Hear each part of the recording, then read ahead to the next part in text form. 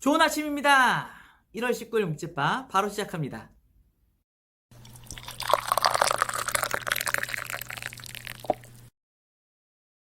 오늘은 사도행전 26장 1절에서 23절 말씀으로 함께 묵상하도록 하겠습니다.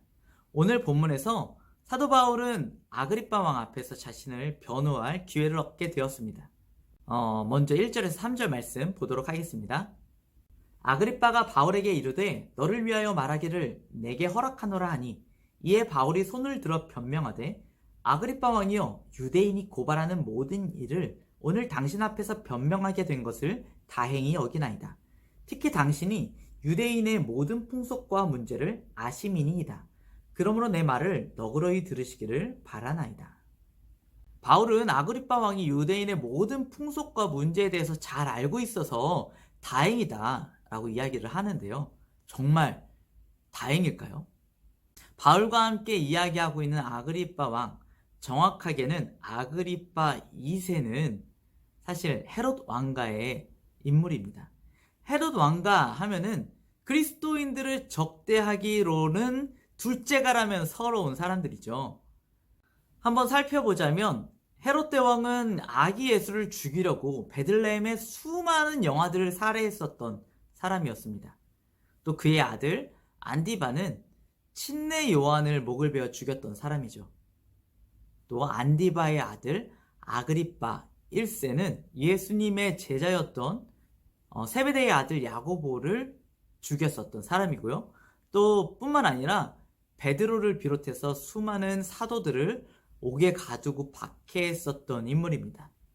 이제 아그리빠 2세, 아그리빠 1세의 아들 앞에 선 바울이 과연 좋은 상황 가운데 있었다고 이야기할 수 있을까요? 제가 바울의 입장이라면 절대로 다행이라고 이야기할 수 없었을 것 같습니다. 그런데 바울은 왜 다행이라고 이야기하고 있는 것일까요? 바울은 이미 벨릭스 총독 그리고 베스토 총독 앞에서 2번의 자신에 대한 변호를 한 적이 있었습니다. 그는 유대인으로서도 또 로마 시민으로서도 아무런 죄가 없었습니다. 이제 바울은 유대인의 풍속과 문제에 대해서 잘 알고 있는 아그리빠 왕에서 조금은 다른 종류의 변호를 하기 시작합니다. 바울은 바리새인으로서 메시아를 통하여서 하나님의 백성이 구원받게 되기를 간절히 기다렸었던 사람입니다. 그는 그 구원에 대한 갈망 때문에 그리스도인들을 심하게 박해했었던 사람이기도 합니다. 이미 예수 그리스도를 통하여서 그가 그렇게 기다리던 메시아 예언이 성취되었음을 알지 못했기 때문이죠. 그런 바울 앞에 예수님께서 찾아오셨습니다. 해보다도 더 밝은 빛으로 오신 예수님의 임재 앞에 바울과 그의 동료들은 다 엎드려져 버렸습니다. 26장 14절 15절입니다. 우리가 다 땅에 엎드러짐에 내가 소리를 들으니 히브리 말로 이르되 사울아 사울아 내가 어찌하여 나를 박해하느냐, 가시체를 뒷발질하기가 내게 고생이니라. 내가 대답하되 주님 누구시니까? 주께서 이르시되 나는 내가 박해하는 예수라. 예수님은 예수님의 사람들을 자신의 몸과 동일하게 생각하셨습니다. 그래서 그리스도인들을 박해하는 바울에게 내가 나를 박해했다라고 이야기하고 계십니다.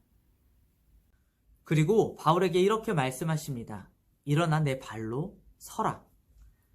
이것은 바울에게, 지금 엎드려져 있는 바울에게 발을 디디고 일어나 서라라는 말은 아닌 것 같습니다. 우리가 여기에서 에스겔 선지자가 하나님께 소명을 받았었던 상황을 한번 생각해 보았으면 좋겠습니다. 에스겔 선지자도 하나님께 소명받을 때 하나님의 그 강한 임재 앞에 엎드려져 버렸어요. 그리고 하나님께서 에스겔에게 이렇게 말씀하시죠. 내 발로 일어서라. 내가 너를 보내노라. 너는 내 말로 고할지어다. 라고 이야기하십니다. 바울도 여기에서 에스겔 선지자처럼 하나님의 선지자로서 부름을 받는 장면인 것이죠. 일어나 서라라는 말은 이제 내가 너에게 주는 그 사명을 행하기 위하여서 준비해라 라는 뜻인 것입니다. 26장 17절 18절입니다. 이스라엘과 이방인들에게서 내가 너를 구원하여 그들에게 보내어 그 눈을 뜨게 하여 어둠에서 빛으로 사탄의 권세에서 하나님께로 돌아오게 하고 죄사함과 나를 믿어 거룩하게 된 무리 가운데서 기업을 얻게 하리라 하더이다. 바울의 부르심은 이스라엘과 이방인들에게 가서 눈먼 자들의 눈을 뜨게 하고 어둠에서 빛으로 그리고 사탄의 권세에서 하나님께로 돌이키게 하는 것이었습니다.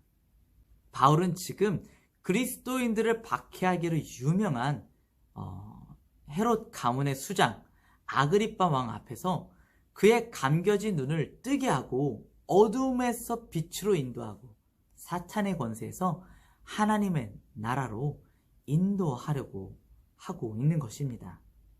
그렇기 때문에 바울은 그러한 기회를 얻은 것에 대해서 다행이라고 이야기하고 있는 것 같습니다.